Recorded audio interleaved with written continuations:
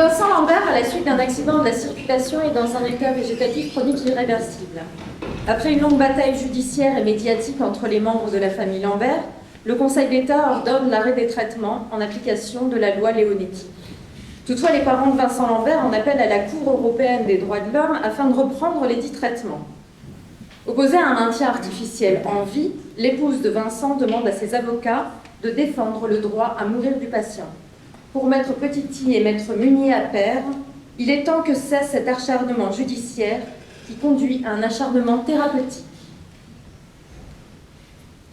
Monsieur le Président, Mesdames, Messieurs de la Grande Chambre, si la pluralité des conceptions entourant la fin de vie dans les États membres du Conseil de l'Europe a été discutée, votre Cour, dans l'arrêt Ast contre Suisse, a exprimé que le droit à la vie garanti par l'article 2 de la Convention, valeur suprême dans l'échelle des droits de l'homme, oblige les États à mettre une procédure propre à assurer qu'une décision de mettre fin à sa vie corresponde bien à la libre volonté de l'individu.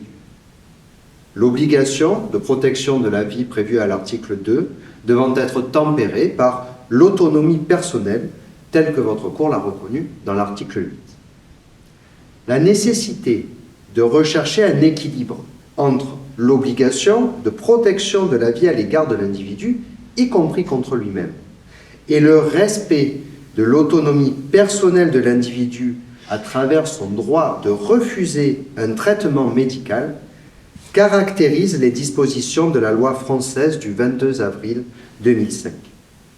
Dispositions que votre Cour regardera comme compatibles avec les stipulations de l'article 2 de la Convention, au terme desquelles le droit de toute personne à la vie est protégé par la loi, la mort ne peut être infligée à quiconque intentionnellement, ainsi qu'avec celle de son article 8, garantissant le droit au respect de la vie privée et familiale. Ce droit au refus de traitement, votre Cour l'a affirmé dans l'arrêt Preti contre Royaume-Uni du 29 juillet 2002, au terme duquel une personne peut revendiquer son droit d'exercer son choix de mourir en refusant de consentir à un traitement qui pourrait avoir pour seul effet de prolonger sa vie. Lord Gosse soulignait « L'euthanasie passive peut être légale quand le médecin respecte la volonté de son patient en interrompant le traitement ou les soins, et même dans certains cas où le patient n'est pas en mesure d'accorder ou de refuser son consentement. » Ce droit au refus a été rattaché au droit au respect de la vie privée, un droit qui, selon votre Cour, autorise toute personne à décider de quelle manière et à quel moment sa vie doit prendre fin. Selon votre jurisprudence actuelle, il est donc nécessaire de s'assurer du consentement du patient à travers une procédure encadrant son expression. Vincent Lambert est hors d'état d'exprimer sa volonté. Celle-ci doit alors être déterminée autrement. Et c'est donc au regard de la façon dont les États préservent le droit des personnes que votre Cour se prononce.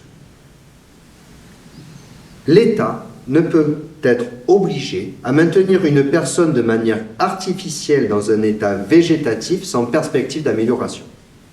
C'est aujourd'hui le cas de Vincent Lambert, et qu'il me soit permis de résumer très brièvement le rapport déposé au mois de mai 2017, afin qu'aucune controverse sur l'état de santé actuel de Vincent ne puisse prospérer et donner lieu à polémique.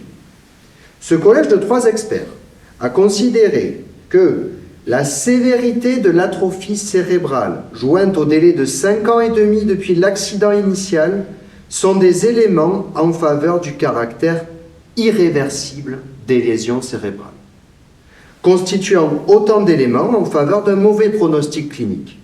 Vincent Lambert n'est pas en mesure d'établir une communication fonctionnelle avec son entourage. Ces conclusions sont encore aujourd'hui toujours valables.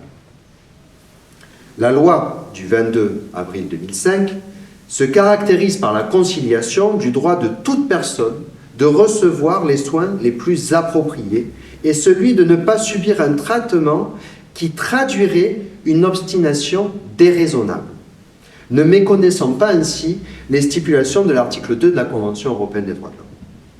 Les critères de l'obstination déraisonnable, tels que le législateur français les a définis, sont des actes de prévention, d'investigation et de soins qui ne doivent pas être poursuivis lorsqu'ils apparaissent inutiles, disproportionnés ou n'ayant d'autre effet que le seul maintien artificiel de la vie.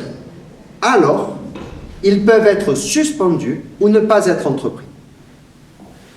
Le rapporteur public du Conseil d'État, M. Rémy Keller, rappelait en ces termes le rôle des juges de la haute juridiction. Votre rôle est difficile, mais d'une certaine manière plus modeste. Vous devez veiller à ce que la loi soit respectée. Vous n'êtes pas les garants de la décision médicale. Vous n'êtes pas non plus les gardiens de la vie à tout prix. Vous êtes les gardiens de la loi. Il ne nous revient pas d'apprécier si la vie de Vincent Lambert vaut la peine d'être vécue. Une question à laquelle aucune réponse ne peut être apportée. Votre seule morale, c'est votre déontologie. Quelles que soient vos convictions personnelles, il vous revient seulement de dire si la décision du docteur Carrier de ne pas la maintenir en vie obéit aux conditions fixées par la loi. Imposer à l'État d'assurer la continuation d'un état végétatif sans aucun espoir d'amélioration est incompatible avec les impératifs qui commandent l'autonomie personnelle. Et si la volonté du patient lui-même ne peut s'exprimer, alors ce sont ses proches, sa famille, qui sont à même de rapporter les souhaits antérieurement exprimés. Monsieur Vincent Lambert, infirmier de profession, est confronté à des situations comparables à celles qu'il vit depuis septembre 2008. Et il a exprimé son souhait à plusieurs reprises de ne pas être maintenu dans une dépendance si cela devait se produire. Monsieur le Président, Mesdames et Messieurs, permettez-moi de conclure en citant le propos de Lambert Rachel dans l'ouvrage publié l'année dernière. Je cite. « J'ai rendu visite à Vincent quasiment tous les jours pendant 5 ans. La violence de cette dernière année m'a accablé. Il faut que je puisse m'étayer un peu, me rassembler. Ma fille n'a plus de papa à ses côtés, elle a besoin d'une maman à plein temps, et je veux qu'elle soit fière de l'histoire d'amour de ses parents. Qu'elle sache que lorsque l'on a des convictions, on doit s'y tenir. À quoi bon en avoir si elles ne sont pas entendues? Alors je me bats pour elle, pour lui, pour moi, parce que je l'aime, je veux le laisser mourir. J'assume ma position, car c'est sa volonté. Vincent a toujours répété qu'il ne voulait pas vivre en état de dépendance, mais être libre. Moi, je souhaite que cesse enfin ce maintien en vie artificielle. Je suis et je reste celle qu'il a choisie. C'est pourquoi aujourd'hui je prends la parole. En acceptant de le laisser partir, je lui sauve la vie. Laissez partir Vincent est ma dernière preuve d'amour.